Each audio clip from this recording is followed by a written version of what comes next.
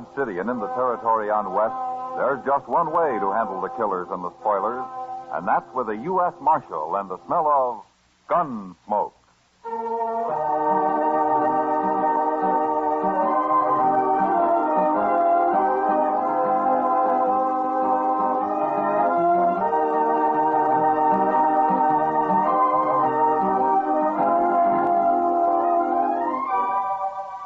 Gunsmoke, starring William Conrad. The transcribed story of the violence that moved west with young America.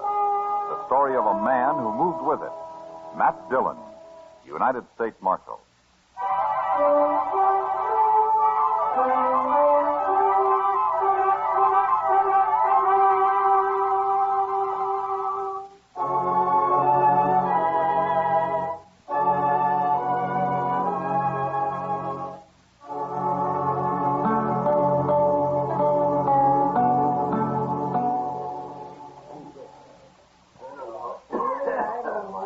Mind if I sit here a while, Marshal? Of course not. Sit down, Billy. Hey, you look worried, Billy. A boy like you shouldn't look worried. I'm 21. That's a man's age, isn't it, Chester? Oh, sure. 21's pretty old, Billy.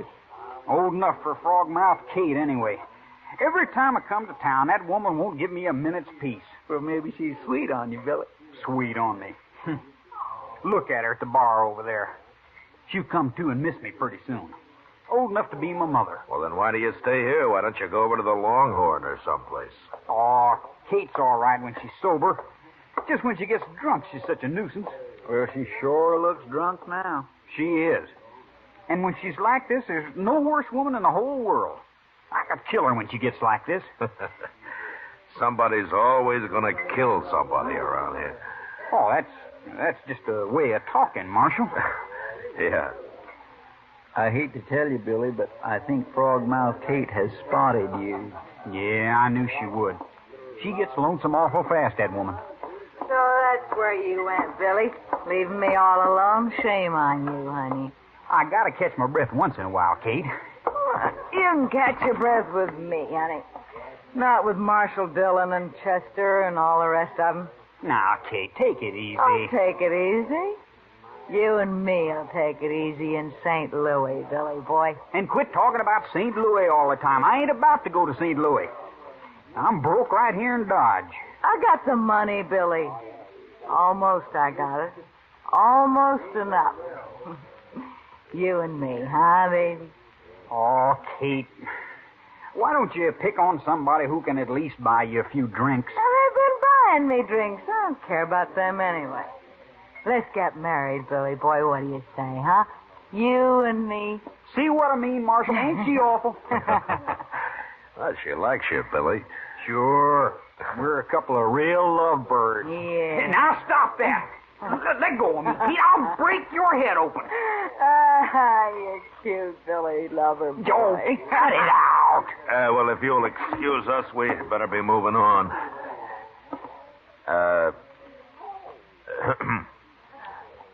Chester? Well, all right, Chester. Yes, sir. So long, Billy. Kate? Now, you never mind them, Billy boy. They're just a couple of crooks like everybody else, except you, sweetie. You and me, huh?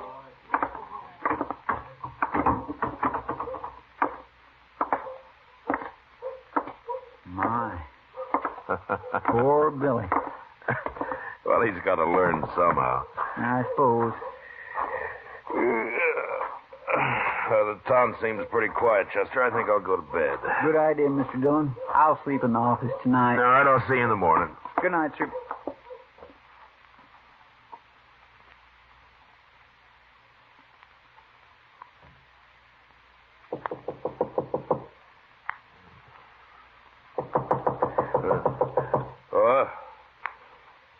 Well, who is it? It's Chester, sir. Open up. Well, just a minute, Chester.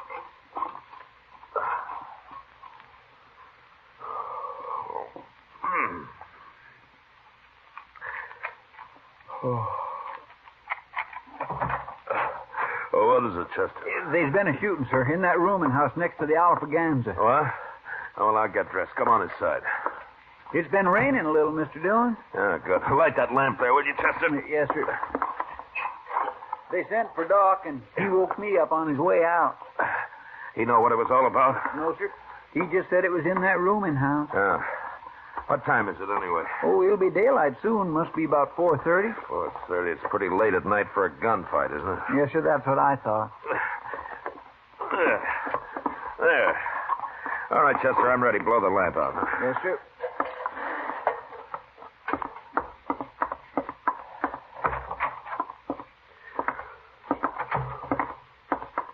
That rain sure helped. Wouldn't it be fine if it stayed this cool all day, Mr. Dillon? No, you'd be lost if you couldn't complain about the heat, Chester. Well, I'd be willing to think of something else. Yeah, I suppose.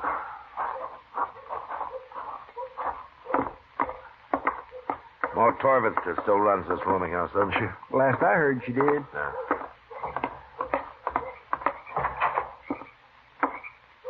Marshal. Down here, Marshal Dillon. It's Ma Torvitzer, all right. Hello, Ma. Right in here, Marshal. Who was it, Ma? Frogmouth Kate. She got shot. Kate.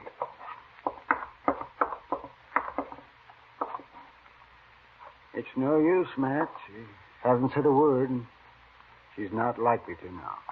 Yeah. Who did it, Ma? Oh, I was asleep, Marshal. Heard a shot and come right down. I sent everybody else back to bed and told them to stay there. You don't know who did it, then? He must have jumped out that window right there. You go get him, Marshal. He's got a head start already. Who, Ma? Well, that kid, Billy Daunt. Must have been. Well, why do you think it was Billy? Because he was drinking with her all night over at the Alafraganza, that's why. Been with her all yesterday, I heard, too. Couldn't be nobody else. He stole her money, too. How do you know he did, Ma? Oh, she showed me once. She kept it right under the mattress there, and it's gone. She had quite a lot of it saved up, too. Everybody knew that. She's planning on going back to St. Louis with it. She wanted Billy to go with her, but I guess he couldn't wait, the little rat. I sure hope I see him hung. Chester, start looking for him. I'll join you in a few minutes. Yes, sir. I'll go out back first. She's dead, Matt. Oh, that poor girl. It's a wonder she lived this long, being shot so close up. She didn't say anything, huh, Doc? Not a word, Matt. She was unconscious the whole time. Yeah. Well, I'll chip in toward burying her, Doc, seeing as how she sort of broke when she died. Nonsense. Kate was a good girl, and I'll be responsible for her getting a fine burial. Finest there is. But you catch that devil Billy Daunt, Marshal. Don't you let him get away. We'll find him, Ma. Well, you sure better. Well, let me know if you hear anything. I'll see you later, Doc. Sure, Matt. Chester and I spent the next couple of hours looking for Billy Daunt, but nobody had seen him since he and Kate had left the Alafraganza together the night before. We did learn, however, that he'd been riding for Luke Atkins, and since it was our only lead, we decided to go out to the ranch and have a talk with Luke. It was mid-morning when we rode up to the main house, and at first the place looked deserted. Anyway, it's cool here under the cottonwood. Maybe Luke's out on the prairie somewhere. Well, if he's smart, he's keeping away from the sun right there in the house. Oh. Leave the horses, Chester. They'll stand. All right, you...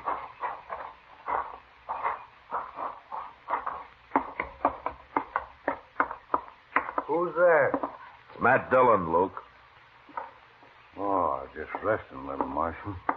Hello, Chester. Hello, Luke. It's cooler out here. Sit down. My gracious, what happened to you? Does it look bad? Bad enough to skip church this Sunday, Luke. Black eye, huh? I ain't got a mirror. Your jaw's swollen, too. Fool kid, I never saw him like that before. He must have been drunk. Billy Daunt? He's been spending his pay in Dodge the last couple of days, and... Say, is that why you're here, Marshal?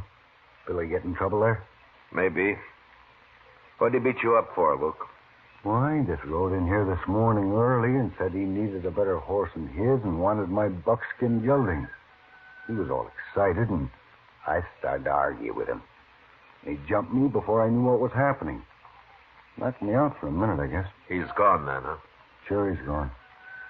I came up to the house here and got my rifle and watched him go. Funny thing, though, he didn't leave right away. What do you mean? He fooled around down there in the barn for most an hour. I don't know what he was up to, but I just sat here on the porch with my rifle in case he got any more crazy ideas. He finally rode off, though, headed west. Well, we're after him, Luke. Billy in bad trouble, Marshal? Yeah, it looks like it. I'm sorry to hear that. He's always been a pretty good boy. Where are the rest of your men, Luke? Still in Dodge, Marshal, spending their pay. Well, you take care of that eye. So long. Goodbye, Marshal. Chester? Bye, Luke.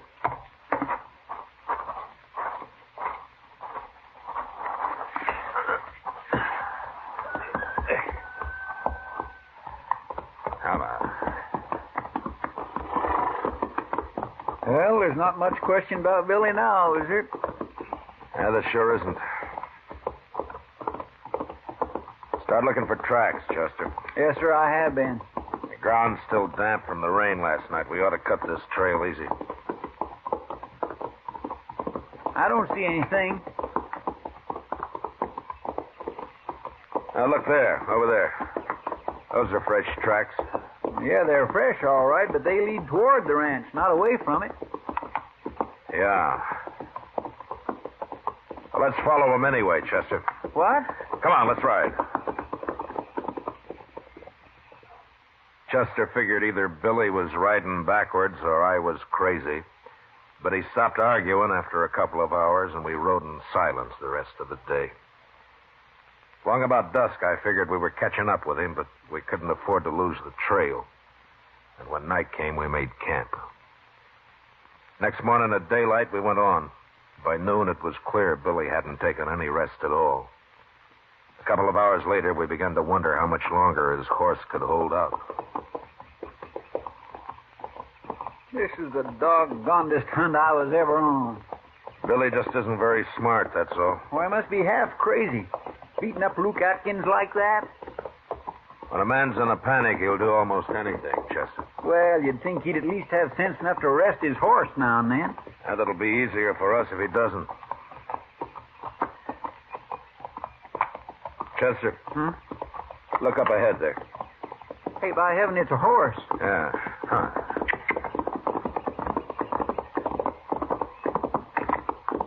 That's a buckskin. It's not saddled. There isn't a thing around, sir. This side of that bluff, anyway. The bluff's too far away for an ambush. The horse doesn't look very good, does he? He's not even eating. Yeah. Oh. He may never be any good again. That fool Kit. Well, he can't be very far away, unless he's found another horse. Look at the buckskin's hooves, Chester. Why, he isn't even shod. Yeah, Billy pulled his shoes when he left him. He sure made a mistake, though. What do you mean? That's what he was doing in Luke's barn, putting the shoes on backwards. Now he's pulled them. It wouldn't fool anybody. All it did was help wear his horse out even more. He had me fooled for a while. Anyway, we'll catch him pretty soon now. Well, his tracks lead toward the bluff there. Probably into that clump of trees. Well, if that's where he is, he can see us. All right, we'll ride in from different directions. You can't get both of us. Okay, sir. A half hour later, Chester and I had reached the trees about the same time, and without being shot at. There was a spring there and a tiny cabin, deserted. One set of footprints led up to the place, and two sets led away from it. Billy had taken whoever lived there along with him. Figuring there wasn't too much hurry now, we watered our horses and let them breathe for a while. The way I figured, Mr. Dillon, Billy was here about dawn this morning. Well, he won't be far away, not more than 15 or 20 miles at the most. Unless he's found a horse. Well, that's why he's carrying his saddle, isn't it? Yeah. Only Billy isn't carrying the saddle. What? He's saving his strength. Whoever was in this cabin is doing the hard work. You mean Billy took him along just to carry his saddle? Yeah, he found himself a pack horse, Chester. Mr. Dillon, I'm getting to have less use for Billy Daunt every minute. Come on, let's ride him down before it's too late for this poor fella, whoever he is. All right, Chester.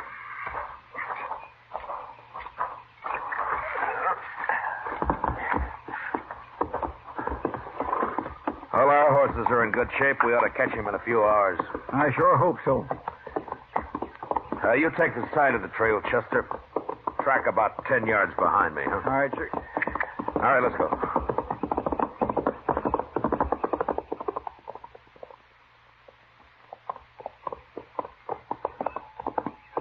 Don't bother to watch the trail anymore, Chester. It's headed right for that nester's shack there. So keep your eyes open. You think Billy might still be there? Yeah, he might be.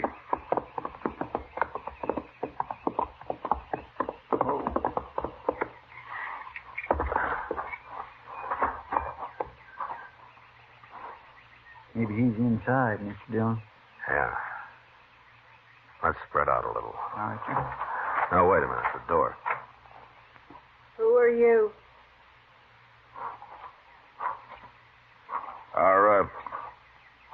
Are you alone, ma'am? You the law? I'm Marshal Dillon from Dodge. You're too late, Marshal. You mean he's gone? He's gone. Take a look around at the side, Marshal. Right around there. Go on, look. Both of you.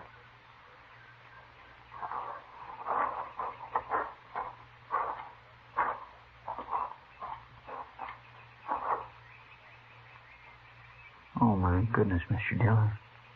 Yeah. He was killed with a knife. Yes, sir, he sure was.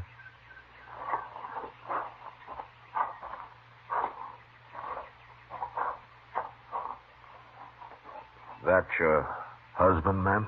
Yes. I'm sorry it happened, but if it's any comfort to you, we'll catch that boy. I promise you that. Don't matter now. He had another man with him. Where's he? Inside. I've been trying to fix him up. He was near dead when they got here. Poor old Clabe. Clabe? He's 75 years old, Marshal, and that's too old to be used like an animal. Rotten kid.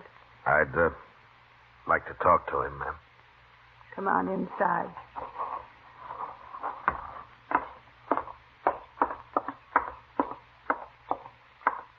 It's all right, Clabe's Marshal Dillon from Dodge.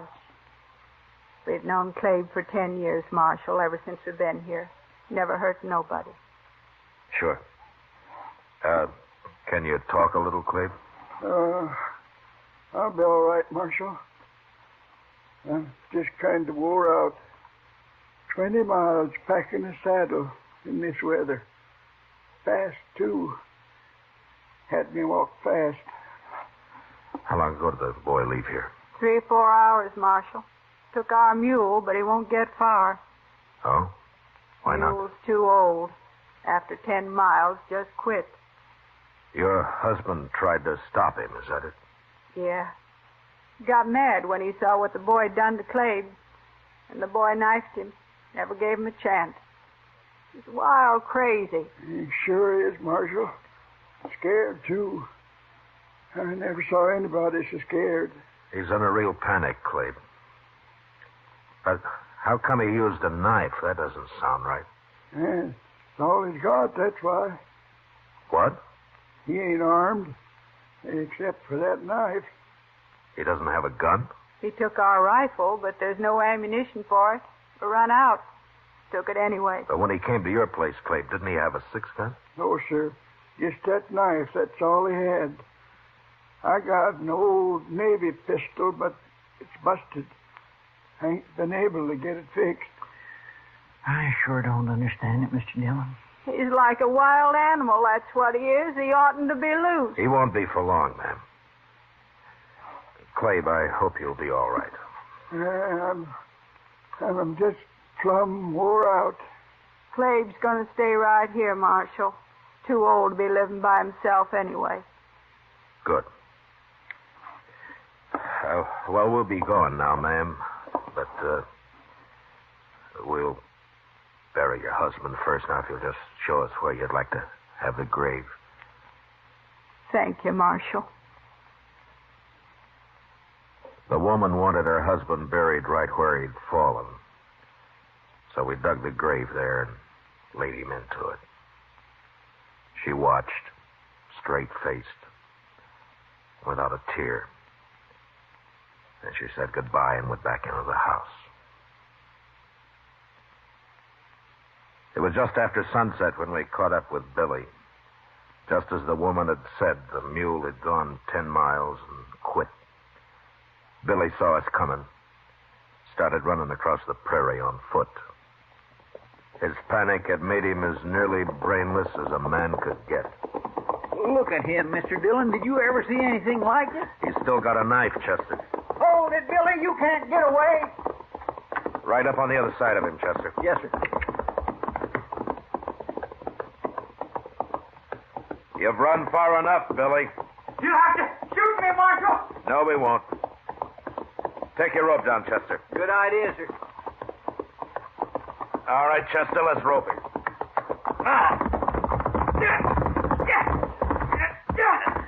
We both got it. Now, stay on your horse, Chester. Just keep your rope tight. I'll touch you, Marshal. Let go the knife. Billy. All right, Chester, slack up a little. All right, drop your rope, Chester. I'll tie him up with No, it. you don't. Go on me. Hey, you're a wild one, Billy. You'll never get me back. Not alive, you won't. Never. I think we will. Let's make him walk back, Mr. Dillon. I won't walk. You can drag me, but I won't walk. No, we'll throw him across your horse, Chester. You and I can ride double till we make camp. Maybe that'll calm him down. That Billy won't eat a thing, Mr. Dillon. He's just been crouched over there looking like a cornered animal ever since I woke him up this morning. Still pretty spooky, huh? Oh, he sure is. Well, let's go talk to him.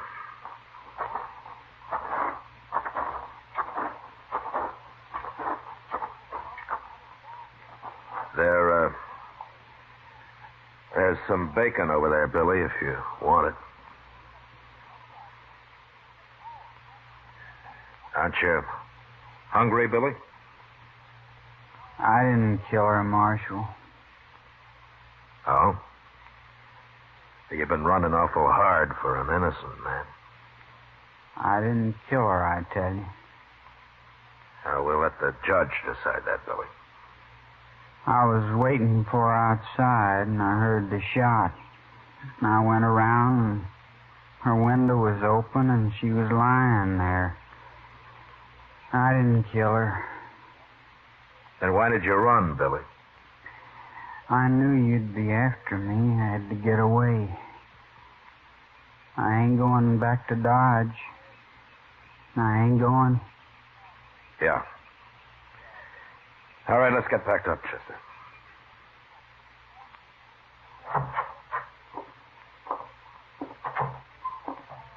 How is he, Chester? He just keeps standing there looking out the cell bars. But he did drink some of the coffee I left him. I don't know, Chester. Sometimes I think just the act of running itself makes a man afraid. The more he runs, the more panicked he gets. Anyway, it ain't healthy. A young boy like Billy. Well, maybe he'll come out of it in time. Morning, Marshal. Yes, sir. Morning, Mr. Green. You're up early, Mr. Green. Well, I heard you brought Billy Dawn in last night, Marshal, so I figured I'd better turn this over to you. A 6-gun. Whose is this? It's Billy's gun, Marshal. I've been fixing it for him. Billy's gun. That's right, Mr. Dillon. Billy didn't have a gun, remember? How long have you had it, Mr. Green? Oh, he brought in the first day he came to town, Marshal. The cylinder was loose, been shaving lead. It's okay now. I fixed it fine. You've had it all the time? Yes, sir. I was just keeping it for him until I heard he'd been arrested. I see. Well, thanks, Mr. Green. I'll see that you're paid for your work. Oh, sure, Marshal. That's all right. Goodbye. Goodbye, Mr. Green. Looks like Billy was telling the truth. Yeah. You sure can't convict a man of a shooting if he didn't have a gun. No, sir. But there's that nester he killed. Yeah. And all for nothing. Yes, sir. Well, Chester, it's pretty hopeless now, but let's see if we can find out who did kill Kate. Probably just some thief. Heard about her money. Yeah. Probably.